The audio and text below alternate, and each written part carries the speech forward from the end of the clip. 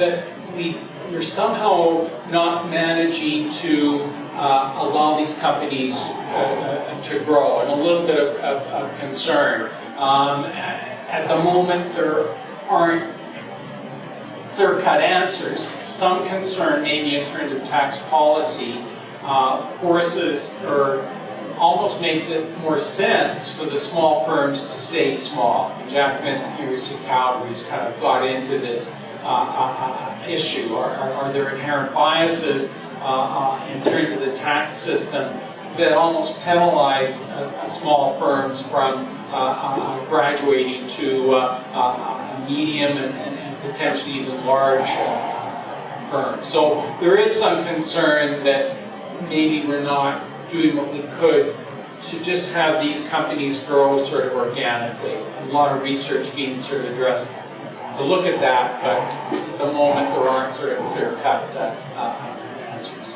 Thanks for that, Paul. And one of the additional comments I would make is the other statistic I mentioned is the large number of people that small and medium businesses employ in Canada, right? Over 5 million. And an additional point I would make is that a lot of small and medium-sized businesses don't want to become commercial-sized businesses, quite frankly. And you know, they don't go into it for the purposes of becoming a large corporation, and that's why often we tend to see, you know, that it might only be 10 or 12%, something to that effect in terms of percent of businesses that are large. And small and medium-sized businesses are able to often move more quickly and adapt more quickly, in some cases not all. And so I do think it's going to continue to be the engine of certainly this economy and any. Go ahead, sure. Yeah, I just wanted to add something that so if you think about Canada is a large country by size and small country by population. So let's say if you're a small business located in Ontario, you're not necessarily be competitive in British Columbia with your products just because of the shipping cost. So that's there's really natural limitations of Canadian markets, and that is why we all here are encouraged to export. Actually, I was just going to add to that. That's the importance in terms of exporting. Is because we're such a inherent population on the southern border, it is difficult for an Ontario company to export to BC, but there's a Great Lakes market to tap into, and that's the importance of tapping into those large markets. Just so. Wow. Okay. I think your hand might have gone up first, and then yes, please after you. I was just going to ask, in terms of doing an entrepreneurs. Yes. You mentioned that they need a business plan. I'm just wondering how effective the lean business model is to get them up and running. How effective, sorry? The lean business model, if they were to show you the lean business model, would you guys still be able to provide money? Did you say lean? Lean, yeah. Can you explain a little bit more about what you're... Okay, so... No, please, ask your question. So lean business model, I think it's a relatively new concept. It's just to like, rather than focus so much on creating a business plan, yes, is to pretty much go and get your research done and focus less on the business plan and make it more, like fill it in as you go along. So that key problems, key activities, revenue, cost. Because I don't know, I heard there was a rumor that banks are trying to implement that. I didn't know if that was true. So, you know, one thing I would say, and I mean, some people may call it a business plan, others may call it their roadmap for success. And I do agree that it is evolving and it has to, I mean, it's something that you're going to continue to update. And I would say when you come into a banking center, and having been in the banking center and worked with small business clients for pretty much the better part of my career, any small business client or someone who's thinking of starting a business that comes in with any plan at all, whether they call it a business plan, whether it's on just a couple pages or more, that lets us know that you've given some kind of thought to what your business is and how you're going to make money, is something that we are going to listen to and we are going to pay attention to. So I would say whether it's a lean business plan that you're coming in with or something more comprehensive, as long as you've thought about what your model is, who your competition is, who your target client is, who is your most profitable client, who's going to pay for those products and services, How are you going to market your business? You know, as long as those things have been thought through, and then you're absolutely right. As new information becomes available, it is going to change, and it should change. It's really not a static document. So I hope I've answered your question, but the answer would be yes to me. I mean, with whatever document that you're coming in. And I don't know, Sarah, if you have any additional The only comments. comment I would make is, you know, and I think there were some questions previously around advocacy and where to go. So a couple ideas and thoughts around getting started, because I think what happens, and the brilliant part about entrepreneurs is they have an idea, they've got a skill, they've got connections, they've got something, but it's how do you actually get it from that into a viable business where you're going to make money. And that's really what anyone who's going to invest, whether it be a bank, an individual, your mom and dad, your best friend, whoever it might be, they want to know that you're going to pay them back. I mean, essentially that's, you know, to get to the nuts and bolts, how you get there, everyone's different, the journey. So there are enterprise centers though that are, you know, whether, you know, every community, I think most people are based in GCR, but, you know, I can speak very, you know, proudly about the Halton Enterprise Center. I used to lead the market there, and we had a close affiliation with them, and they were really experts on helping you craft and give you the tools and resources and templates and things to consider. And also, if you're looking at a local market, quite often a business actually starts. I mean, you're here because it's great, so we've got connections elsewhere. But a lot of businesses start in a small community. You know, you're going to market this sort of corner, and you're hoping to capture whether it be a coffee shop, whatever. And they can actually give you the resources and the information to assess like how much money do people make who walk across the front of your store, what kind of social media networking do you need, all those types of things. So it actually helps build your plan so that you're considering everything. Because I think the part that we love about entrepreneurs is they got to spark the idea, but then it's got to, at the end of the day, come down to a viable business. At least with money. If you've got money, then you can, you know, have fun and hope that it works for you. The other piece is, and I think Chamber of Commerce was mentioned, there's the Board of Trade in Toronto and the Chamber of Commerce. There's lots of advocacy groups out there as well that can help. You know, there's lots of retired CEO and business owners that actually will mentor and support entrepreneurs or people looking to start businesses. So there's a lot of resources. Yes, the banks are there to help you. We've got a great advice center online. You can do tons of research, get links to all the grants and government programs. Sometimes they're very short windows and they may not get up in time. So having that network of support will really help you. So there's a lot of tools and resources, and it's all free, which is Thank you so much. That was great feedback, Sarah. Thank you. I believe you had a question. A question and a comment. Maybe just a couple of comments. To clarify a little bit about what you were talking about the business model of canvas. Yeah. And it's actually a tool that's used quite widely. It originated out of Mars. And a lot of young entrepreneurs are encouraged to use this canvas. And to answer your question, I think it would be helpful for our bankers to have that as appendix or attached to a business plan template that would add value to your pitch. Okay. It's a great tool. We talk about iteration over and over. I'd be happy to share with you the book and the title. Thank you very much for that. And the other comment was to Paul's comment about the aging population, which I'm part of. There's an article I just read this morning in the New York Times about boomer-owned businesses who are willing to sell to newcomers, immigrants, and youth. And that's, you've read it, I can tell, but it's a strategy, a way to enter for newcomers into acquiring a business. And then you also get to your comment, a mentor, right? And you're actually, I tweeted it out this morning as you're hiring them to help you transition into the business you're going to acquire, so you're actually paying the mentor, you're putting your values, so it's a win-win all around. Thank you for sharing that. I think it's so critical. Sarah talked about a network, which sometimes gets referred to as your centers of influence, your other peers in your industry, or your accountants or lawyers or other consultants.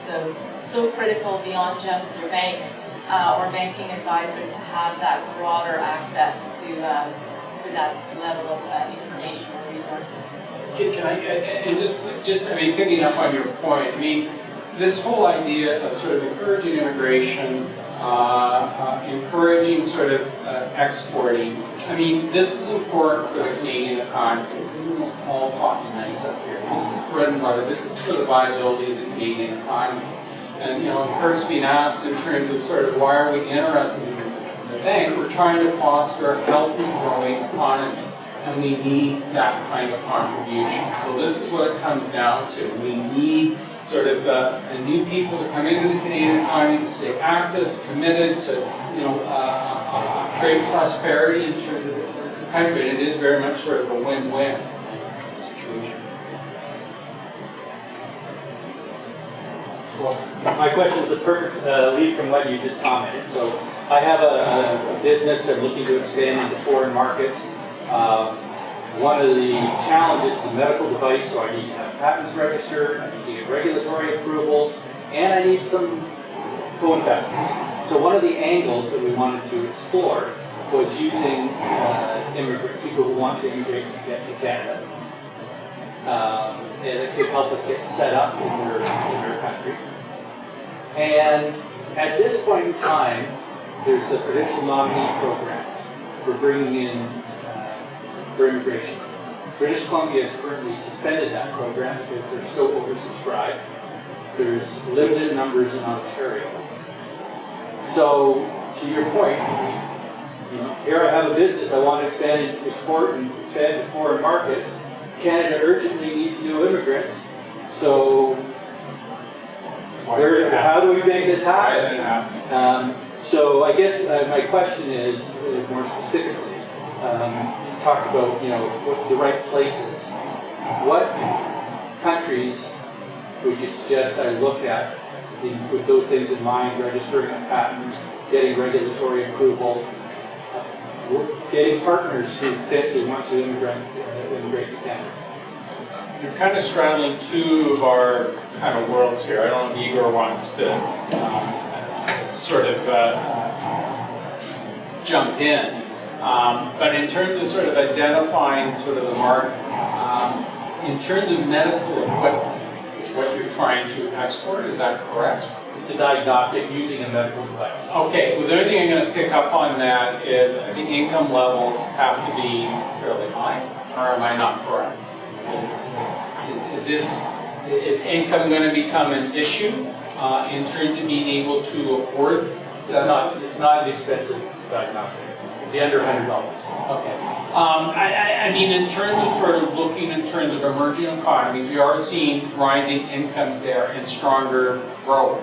That's where the growth is. So generically, those are the areas that you want to be looking at. But to get, a lot more specific, it sort of gets a little bit outside of my area of expertise. And again, it's sort of the issue. I don't know exactly the product that you're trying to export.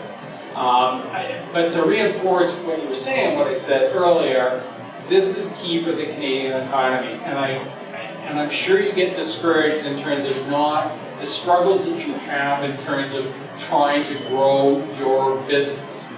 But when it comes down to sort of the crunch, people, bureaucrats realize the importance of facilitating this. Banks are realizing the importance of trying to facilitate it. We may not as yet have the infrastructure in place properly, but don't give up. Bottom line, this is sort of an awareness that we need to deal with. We need to do a better job in terms of facilitating. And so there's this awareness that should help make things easier. But I'm not saying it's going to be easy. And I'm just going to have to leave it at that. And I don't know if other panelists can add further, a little bit more specific than I was able to do. Yeah, I just wanted to ask for clarification. Where you draw the connection between the expansion to the export markets and the this immigration program because you don't necessarily have to invite somebody from another country to work with you, right? You can first of all find someone here maybe, or maybe just hire that person directly into another one. And just to clarify that. Yeah, the reason it was suggested to us as a fit would be also matching with our needs to raise capital. So there would be, Canada previously had programs that for people who were investing in new businesses, had a gateway into the country that was being tightened up over time, but my understanding is there's still some ability to do that. So a good fit would be somebody who wants to immigrate to Canada, has money to invest in a new business, and that we could also leverage with some local knowledge to make that entry into that marketplace. Yeah, that makes sense. Thank you for the question. I think, Dana, how many more minutes do we have? It's almost 3. Just a few more minutes, sure. Go ahead. I want to ask, just with multi-taxed I'm sorry? multi-taxed Canada. Okay. Yeah. And I'm trying to do side business and I'm waiting for my opportunities. So I can get a loan from the bank. So this is some additional information you're sharing. Yeah. So you're not yet a resident Yeah. in Canada. Would it be okay if we go offline to have that conversation afterward? Is that okay with you? I'd just like to talk with you a little bit more just to better understand your status in Canada.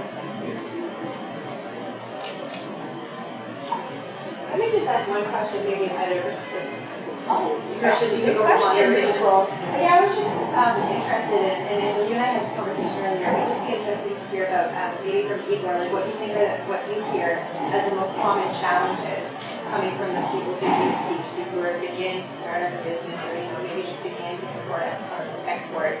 What is like that key thing that keeps coming back as the problem and the barriers to over?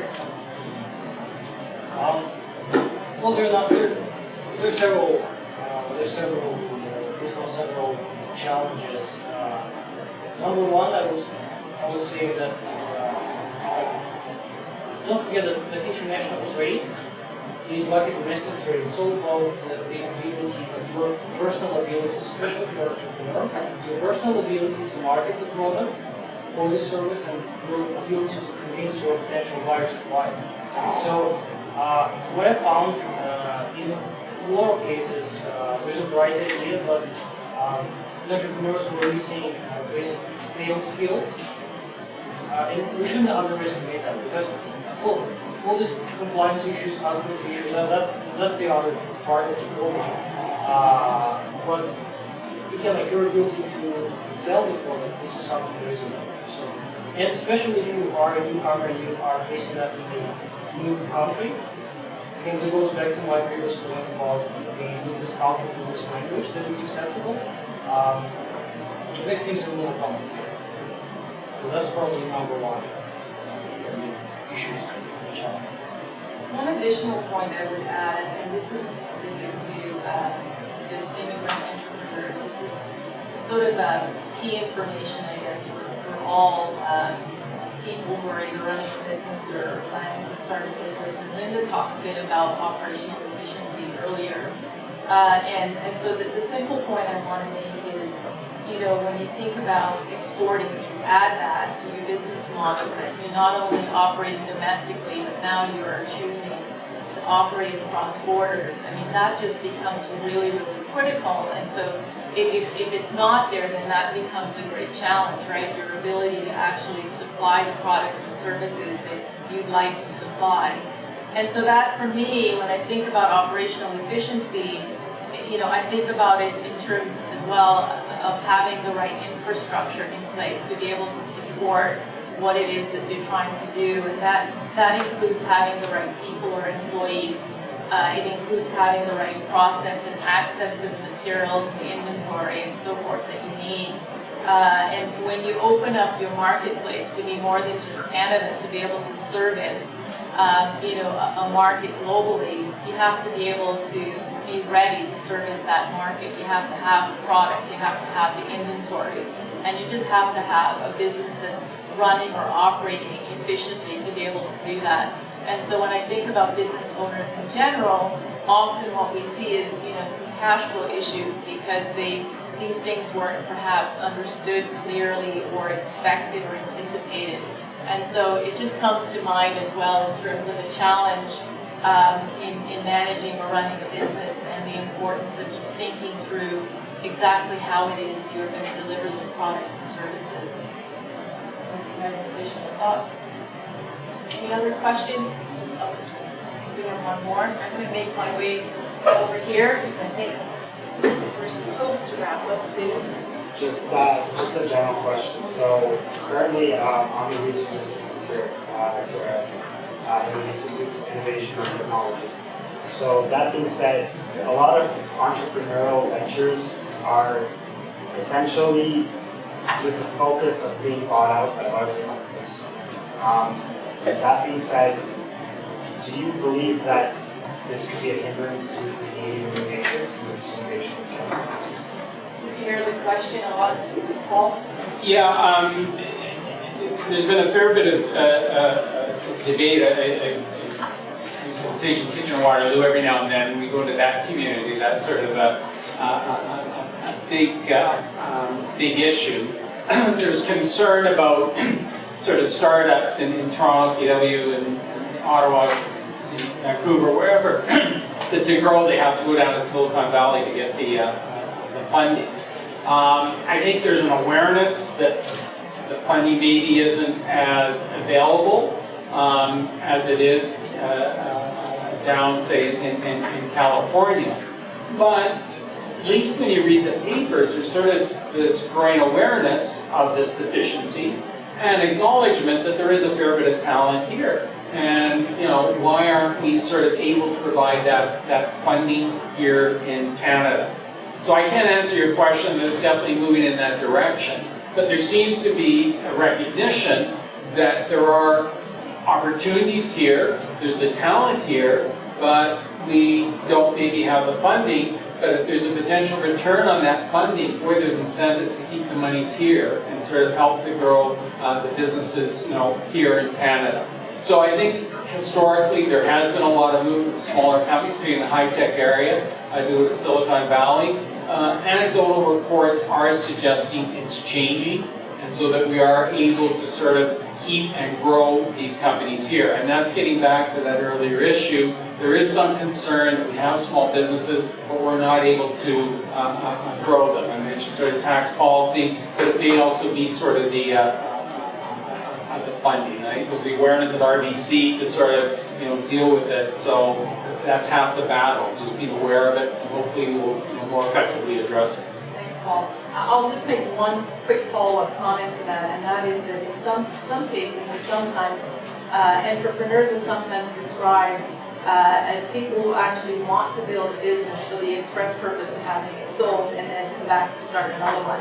And so sometimes when you hear people, try to distinguish between a business owner and an entrepreneur, that's often or sometimes what you hear. So sometimes that is the intent that the entrepreneur has, is to build it to a certain point, sell it, make some money, start another one.